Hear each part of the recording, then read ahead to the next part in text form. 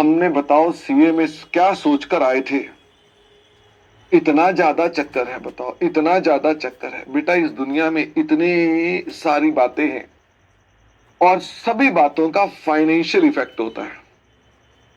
वो सही financial effect जानने के लिए यू आर लकी कि आपको पढ़ने का मौका मिल रहा है इंड एएस, और आप इस फाइनेंस जगत में जाके अपना इम्प्रिंट छोड़ सकते हो।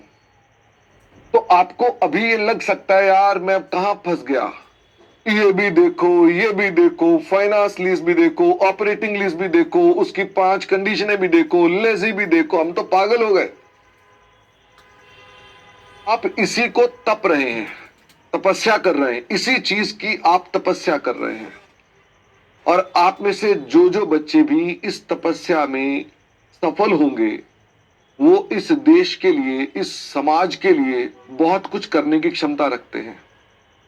आप सबको यह समझ लेना है कि यह कोई आसान रास्ता नहीं है कि आप कहेंगे अरे सर ये हम कैसे करेंगे, ये तो इतना ज्यादा चक्कर है। किसी की भी लाइफ सरल नहीं होती। आपको ऐसा लग सकता है सुनकर कि भाई नहीं नहीं शर्मा जी तुम्हारी लाइफ तो बढ़िया है। किसी की भी लाइफ बढ़िया नहीं होती। हर एक की लाइफ में अपनी अपनी समस्याएं चल रही हैं। और मैं आपको यह कह सकता हूं कि शायद हमारी लाइफ की समस्याएं आपकी लाइफ की समस्याओं से ज्यादा भयंकर है। यह बात आपको भी समझ में नहीं आएगी। आपको लगेगा क्या बात कर रहे हैं, हमें पढ़ना पड़ रहा है, सवाल करने पड़ रहे हैं। भाई यही तो करना पड़ रहा है ना, पढ़ना पड़ रहा है और सवाल करने पड़ रहे हैं। आपके कंट्रोल में तो है ना समस्या। हमारे पास जो समस्याएं वो हमारे कंट्रोल में ही नहीं होती हैं।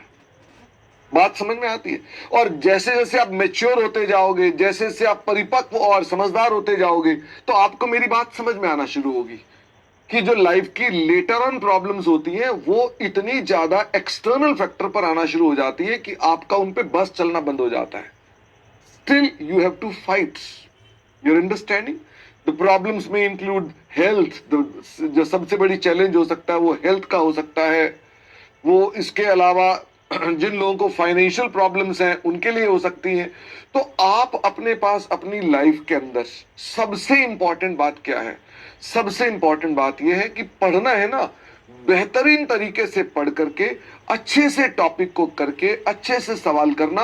और ये एक फेज है जो बहुत इंपॉर्टेंट है आपके लिए। आपके लिए बड़ा बिजी फेज हो सकता है, बट यही प्रॉब्लम है ना, और कुछ नहीं है। जस्ट प्रायोरिटाइज योर थिंग्स कि आपकी लाइफ की अभी प्रायोरिटी क्या होनी चाहिए, पढ़ने की होनी चाहिए। तो इमटेरियल चीजों को छोड़ते जाओ, ट्राई करो ऑप्टिमाइज करने का टाइम। और आपको तो मालूम है बड़े सारे आपके आज की डेट में ऐसे लोग हैं जो आपको मोटिवेट करते रहते हैं। बीच में कुछ लोगों ने यह कहा कि इतने घंटे काम करना चाहिए, जिस पर बड़ी ज्यादा बहस हुई कि इतने घंटे काम नहीं होना चाहिए। जिन लोगों ने कहा इतने घंटे काम, मैं उस कंट्रोवर्सी में नहीं जाना चाहता, लेकिन वैसे ही बात कर रहा हूं। जिन लोगों ने कहा इतने घंटे काम होना चाहिए पूरे हफ्ते के, उन्होंने कहा, किसी ने कहा 90 आवर्स काम होना चाहिए, किसी ने कहा 70 आवर्स काम होना चाहिए।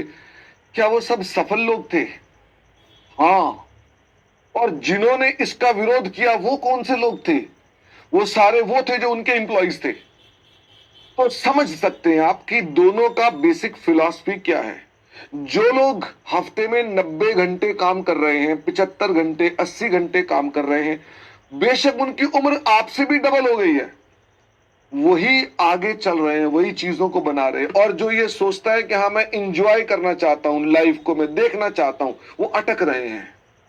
आपको पहले फेज में आना है, दूसरे में नहीं आना है। और उसका टाइम शुरू हो चुका है। You have no time left कि मैं आपको बोलूं कि हाँ बस अब आगे से। मैं बोलता हूं यू आर ऑलरेडी लेट। आपको अब ये समझ लो, आपके डेली जितने नंबर ऑफ आवर्स है ना, अगर आपको अपने पास मान लूं मैं कि 90 आवर्स वीक में काम करना है, तो 90 आवर वीक का मतलब हो गया लगभग आपको 14 घंटे आपको हर हफ्ते काम करना है, रोज काम करना है। 14 घंटे आपको काम करना है। आई एम नॉट सेइंग कि 14 घंटे आपने पढ़ते ही रहना है, 14 घंटे काम करना है। Now optimise it. Try asking your CA साहब कि सर हम ऐसा कर पाएंगे, इतना काम कर लेते हैं, ऐसे कर लेते हैं। जितना उनसे निकाल सकते हैं निचोड़ लो। जितना आलतू फालतू काम है, रीलें देख रहे हो, दोस्तों से पार्टी कर रहे हो, मिल रहे हो, छोड़ दो। और उतना टाइम स्टडी को देना शुरू कर दो। तो आप में से जो बच्चे समझदार हो जाएंगे तो उनको ऑफ कोर्स मेरी बातें बहुत ज्यादा इफेक्ट कर सकती हैं, और जो समझदार नहीं है उनको लग सकता है बेकार की बात है। बात यहां से शुरू हुई थी कि साहब